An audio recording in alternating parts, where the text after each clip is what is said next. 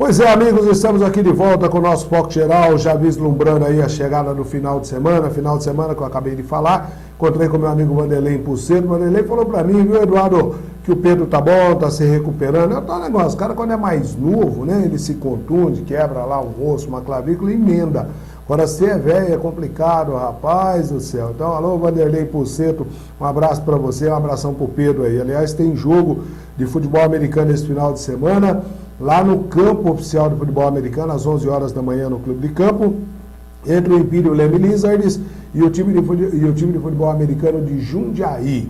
Bom, o meu amigo Ítalo, antes da gente falar aí da Sul-Americana, antes da gente falar da Copa do Brasil, Flamengão campeão, houve esse desabamento aí de uma peça de 420,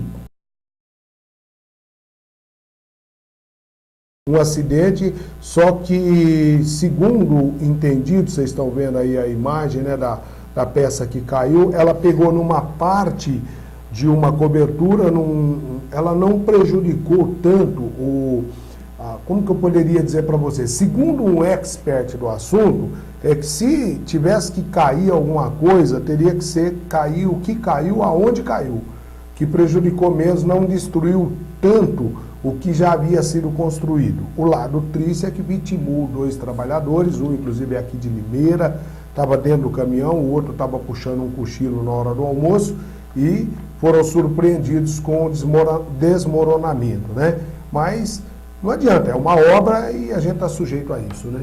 Sim, Lu, está sujeito a isso, mas o que me dá mais tristeza é ver um engenheiro falar isso. Se tivesse que cair, essa foi a melhor parte que caiu. Não tem que cair nada, meu amigo. Você está fazendo a obra, você não pode errar. Ele que me desculpe, entendeu? Ele estudou, ele é capacitado para isso. Ele está lá, ele tem capacidade. Agora isso foi para cair. Agora, se fosse para morrer, é para morrer aquele, não outro. É vida que está ali, meu irmão. Não é qualquer um que está ali. Me irrita, me exalta mesmo que tem vida, tem famílias lá. Entendeu? Era pai de família que estava trabalhando, sabe? Parece que era robôs que estavam lá trabalhando, a estrutura caiu, matou o robô e acabou. Vai lá, joga as peças do robô para fora e acabou. Não é isso. É pai de família, ele tem uma família, ele tem filhos, ele tem uma esposa. Agora, o filho dele vai chegar em casa e não vai ver mais o pai, e aí? Então não tem que cair nada. A obra tem que ser feita certinha, correta, para não ter deslizes, para não ter erro, e não existe isso. Se fosse para cair, vai cair essa parte que não afetou a obra. A obra agora virou segundo plano,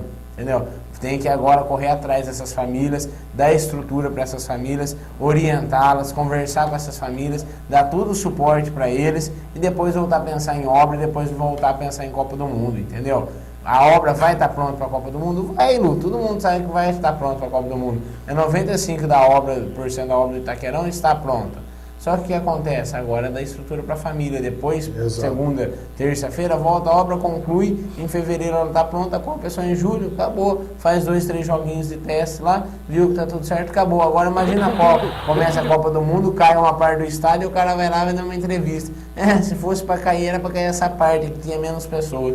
Então, a colocação dele foi meio infeliz. Ele quis dizer assim, né, que o prejuízo do andamento da construção do estádio não foi tão grave. Não foi tão afetado. É isso que ele quis dizer. Mas, em verdade, foram 2 trabalhadores, um de 42 anos de idade, esse que estava puxando um cochilo, Ronaldo Oliveira dos Santos, e o outro que estava trabalhando dentro do caminhão, Fábio Luiz Pereira, 42 anos de idade. Ele, inclusive, tem a família dele aqui em Limeira, casado, pai de 3 filhas, entre 14 e 20 anos de idade, mas a construtora, a Odebrecht e tal, eles deram garantias de que vão dar toda a estrutura para a família. Não pode ser diferente, né? Eu entendi o que ele quis dizer, Lu. Ele quis dizer, no caso, que caiu uma parte que não afetou a obra. O prejuízo da obra não foi tão grande. Pequeno. Só que nessa situação ele tem que deixar a obra para segundo plano e primeiro ver a situação dos familiares, primeiro ver a situação dos mortos, entendeu? O que vai poder ser feito para ajudar essas famílias. Depois volta e vai terminar a obra e ver que não afetou em nada. Agora, nesse momento, ele dá uma entrevista dessa, ele dá um depoimento desse, triste. É triste que você vê que ele não tem sentimento nenhum, e se cair de novo e matar mais 2, 3, ele vai falar assim, não tem problema, não afetou o estádio. A principal preocupação dele foi com o estádio. A frieza, né? A frieza foi ruim. Igual aquele cara, por exemplo, do menino do Joaquim, lá de Ribeirão Preto, que quando trouxeram para ele a notícia que o corpo do garoto tinha sido encontrado, ele falou, maravilha, como quem diz assim, então agora ele foi totalmente infeliz, ele colocou uma palavra que não poderia colocar, né? Mas voltando à questão do desabamento aí dessa peça de 420 toneladas, fica a dúvida agora se houve uma falha de manobra da peça, porque esse guindaste suportava muito mais do que isso, se teria havido o terreno teria cedido um pouco, inclinado, alguma coisa assim, tudo isso vai ser vistoriado. Foram decretados 3 dias de luto, então os trabalhos recomeçam na próxima segunda-feira. E repercutiu no mundo todo, e infelizmente vocês estão vendo aí imagens, né, da área desabada do Itaquerão.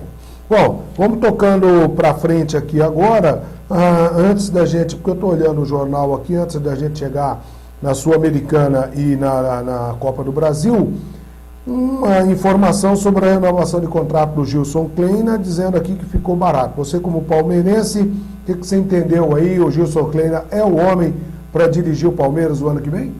Então, o homem ideal não é.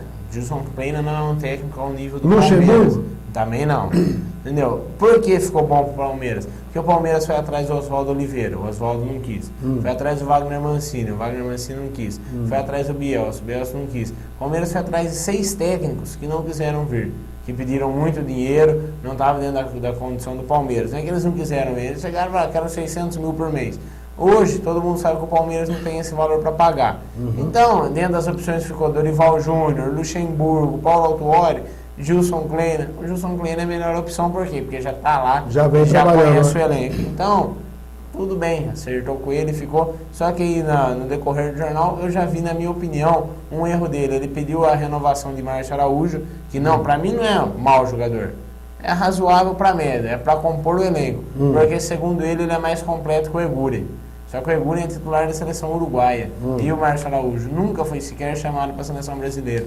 Então, ele já está errando porque o Eguri tem que ser titular desse meio campo do Palmeiras. Você vê que o meio campo do Palmeiras é muito aberto. Por quê? Porque joga com 2 volantes, 2 segundos volantes. 2 volantes todo time joga, só que o Palmeiras joga com 2 segundos volantes. Não tem o primeiro volante de pegada, tipo Ralf, Pierre, Eguri, Josué, que é aquele cara que dá o primeiro bote. Não tem, então ele vai continuar sem. Então aí é um defeito já dele e o Palmeiras já começa perdendo. Renova com o Márcio Araújo, mas deixa ele no banco, coloca o Eguri para jogar. O Santos está às voltas aí, se contrata ou não o chileno Vargas. O Vargas vai disputar a Copa do Mundo do Brasil pelo Chile. O Napoli, que é o dono do passe, está aguardando aí uma valorização do jogador ao longo da Copa do Mundo. Então isso está em compasso de espera. O São Paulo Futebol Clube agora tem que começar a pensar em 2014 e, olha, vou falar a verdade, hein? Tem que erguer a mão para o céu que escapou do rebaixamento, porque trouxe o Muricy e o Muricy tirou o time do prego, porque com esse time ruim, com essa defesa ruim, com esse time sem criatividade, olha, ficou bom demais que ele não foi rebaixado para a segunda divisão. E o Corinthians agora sonha, evidentemente, com um ano melhor, um Corinthians que está se despedindo do Tite. O Tite ainda dirige o Corinthians nos 2 últimos jogos, mas tem que olhar agora para 2014, porque olhar de binóculo São Paulo, Corinthians, Santos, porque não vão participar da Libertadores desse ano agora. O Corinthians tem que acabar o ano, planejar agora o próximo ano com um novo técnico, né? Que deve ser o Mano Menezes, não tem nada anunciado ainda, mas tudo indica que será ele. Planejar o time, montar uma equipe para vir forte para o ano que vem e almejar uma vaga na Libertadores em 2015 e até, quem sabe, um título em 2014, que é dentro das tradições do Corinthians, não só do Corinthians, como do São Paulo, como do Palmeiras, que não tiveram um ano feliz, não chegaram a títulos na Copa do Brasil, a Sul-Americana, na própria Libertadores, no Campeonato Brasileiro. Então tem que planejar o próximo ano os 4 times paulistas para brigar por conquistas e ter um ano melhor do que esse. Vale lembrar, Lu, que os paulistas tiveram uma hegemonia grande ultimamente no Campeonato Brasileiro. De 93 para cá, sempre teve um paulista chegando, sempre teve um paulista brigando pelas conquistas. E esse é o primeiro ano que a gente fica aí sem um representante do nosso estado na parte de cima da tabela. Legal, e agora a notícia triste fica por conta da morte do Newton Santos. O nome correto de batismo dele era Newton dos Santos. Ele nasceu no distante dia 16 de maio de 1925, tinha 88 anos de idade. Foi sempre jogador do Botafogo, de futebol e regatas do Rio de Janeiro, jogou 729 vezes pelo Botafogo. E eu ouvi uma entrevista com ele que as emissoras, a mídia está mostrando muita coisa sobre ele, tal, e ele comentando há uns anos atrás, aí já estava velhinho, né, falando assim, que tudo que ele tinha que fazer pelo Botafogo, ele fez em campo, honrando a camisa, que não precisou ficar pegando a camisa e beijando o escudo do time, que ele fez jogando. Baita lição, hein? Baita lição, foi eleito o melhor lateral esquerdo da história do futebol. Foi campeão mundial em 2 ocasiões, 58 e 62, disputou a Copa do Mundo de 54 e disputou a de 50 como reserva. Só que em 58 e 62 ele foi titular e agora a seleção do Celta reforçada, né? Recentemente nós perdemos aí o Gilmar dos Santos Neves, o goleiro, o Djalma Santos e agora Milton Santos. Vocês estão vendo aí, vocês viram aí a imagem dele com a camisa do Botafogo, belíssima camisa do Botafogo, time que tinha Zagallo, Quarentinha, Gerson, Garrincha. Você sabe como é que foi a chegada do Garrincha no Botafogo, né? Não sei não. O lance aconteceu assim. Havia um treino, levaram aquele cara de pernas tortas para treinar, porque diziam que ele fazia maravilhas com a bola no pé, mas vamos treinar. E ele era ponta direita, e quem estava marcando ele, quem iria marcá-lo, era o já consagrado Nilton Santos. Numa das primeiras bolas que o Garrincha pegou, ele deu um baita de um drible no Nilton Santos. O Nilton Santos chamou os dirigentes do Botafogo e falou: contrata o cara, porque eu não quero jogar contra esse cara aí não. Aí ele foi contratado e fez a história no Botafogo, ao lado do Nilton Santos. Não sabia dessa história não, e se deu um drible no Nilton Santos, deu um drible num grande jogador. Então a gente pode com certeza afirmar que foram 2 grandes jogadores, não só da história do Botafogo, mas sim da história do futebol brasileiro. Vamos encerrar esse bloco agora falando de Copa Sul-Americana. A Ponte Preta mereceu chegar lá, ganhou bem do São Paulo no Morumbi 3-1, e no jogo de Mojimirim dessa quarta-feira à noite, olha, 35, 38 minutos do primeiro tempo, o São Paulo não tinha chutado uma bola em gol. Teve uma falta lá, 3, 4 minutos, que o Rogério Ceni cobrou mal, inclusive. Muito pouco para um time da grandeza do São Paulo. Jogou depois no segundo tempo, colocou o Luiz Fabiano, que estava no banco, entrou com cara ruim. O time do São Paulo não merecia nada além de ser eliminado. E a Ponte Preta tenta salvar o ano dela agora contra o Lanús da Argentina ou o Libertad do Paraguai. Provavelmente o Lanús, porque ganhou lá no Paraguai de 2-1. Lu, provavelmente vai ser o Lanús. E quanto ao jogo de São Paulo, Lu, o que me espanta é o técnico do nível do Muricy, da qualidade do Muricy precisando ganhar o jogo, entrar retrancado do jeito que ele entrou. Ele entrou num 4-4-2 com 2 volantes, entendeu? Arrisca um 4-3-3, entendeu? Fechava o meio campo ali, Denilson, Maicon e o Ganso Armando. Coloca o Oswaldo com o Aloysio aberto, um em cada ponta, e o Luiz Fabiano centralizado. Joga a bola no Luiz Fabiano, que apesar da má fase dele, de 5 bolas que chegar nele, 2 ele vai guardar, meu amigo. Vista que chegou, acho que 3 bolas no jogo para ele, 1 ele fez. Então, jogava o Luiz Fabiano centralizado lá na frente, chuveirinho, jogava a bola na área, ele ia brigar, sobrava para alguém, no bate ou rebate, ia sair gol. Mas não, o Muricy optou por um esquema retrancado, colocou o Ademilson, que é um menino jovem, não está pronto ainda para uma decisão, não está pronto para um momento como esse, entendeu? Vice o campeonato da Libertadores, que ele perdeu um gol cara a cara contra o Atlético Mineiro, que foi crucial para a derrota do São Paulo. Logo na sequência o Lúcio foi expulso, que fizeram a diferença na derrota do São Paulo naquela partida para o Atlético. Então, eu acho que o Muricy é o maior culpado por essa eliminação do São Paulo.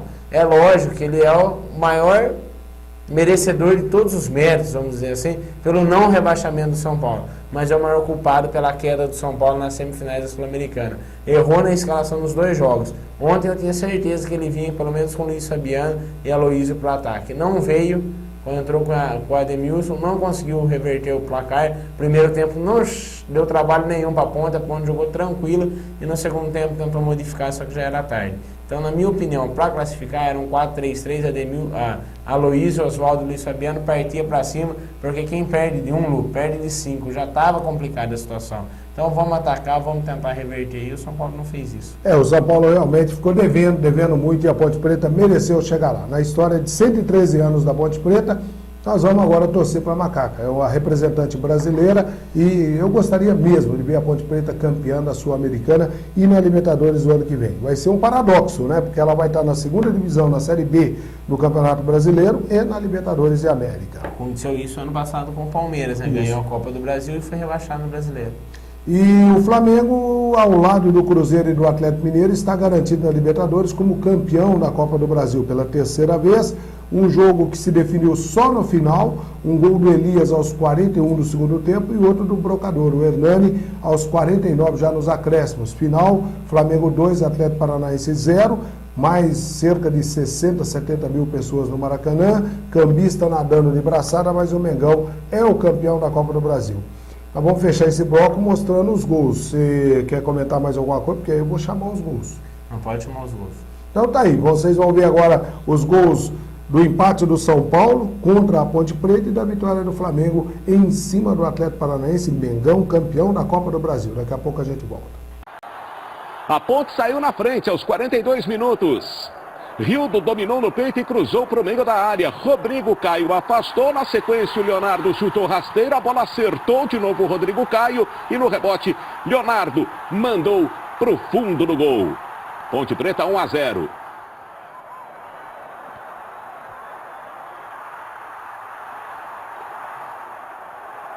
Engraçado, né? O Rodrigo Caio vai de joelho para tirar essa bola. Aí no segundo tempo, Luiz Fabiano, que começou no banco, entrou na etapa final, aos 38, fez o gol do São Paulo. E terminou assim, em Mojimirim, Ponte Preta 1, São Paulo também 1. No agregado 4-2 para a Ponte Preta, que está na decisão da Copa Sul-Americana, aguarda Lanús ou Libertad, que jogam nesta quinta à noite. Vem com tudo, David cruza, afasta de cabeça a defesa do Flamengo, que agora tem o contra-ataque. Tem o Elias, tem o Paulinho e o Hernani à disposição. A bola lançada para o Paulinho, para o Manuel, com o Hernani na cara do gol, é para fazer o brocador, chutou, Everton defendeu, volta para o Hernani, tentou do outro lado, é para o Paulinho, dentro da área. É muita emoção na decisão, giro bonito do Paulinho, cruza a bola para trás, Elias, é gol! É o gol do título! Gol!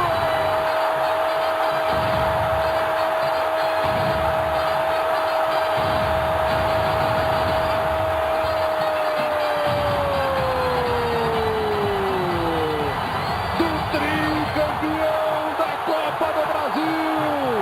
Elias! A maior torcida na assistência, Elias no contrapé do goleiro. Briga a rede, tem briga, tem expulsão e tem o Flamengo tricampeão. Vitorino Sherman. Acabaram de ser expulsos André Santos e Ciro. André Santos e Ciro por uma discussão durante a... É o 7º título do Léo Moura no Flamengo, que pode ser confirmado dentro de instantes. Bola com o Amaral. 1-0 para o Flamengo. Flamengo no ataque. Chegando o Luiz Antônio. Que partida do Luiz Antônio. Entrou na área, rolou para o Hernani, tocou no cantinho. É gol do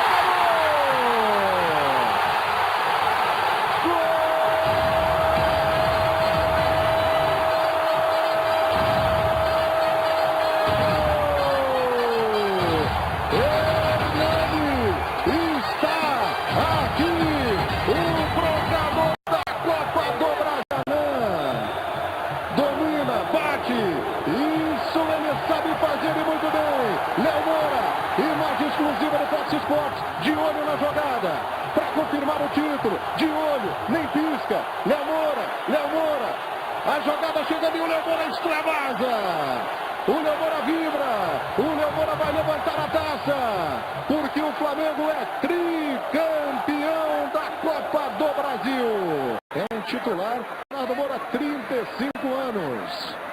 Outro que também viveu na temporada momentos de desconfiança, lesões, e deu a volta por cima, Pegão. O discurso nesse sentido do Felipe não vai precisar de ajuda, será? Mas nessa hora, a alegria, a raça, a honra de levantar esse troféu. Isso, Léo Moura! O Flamengo é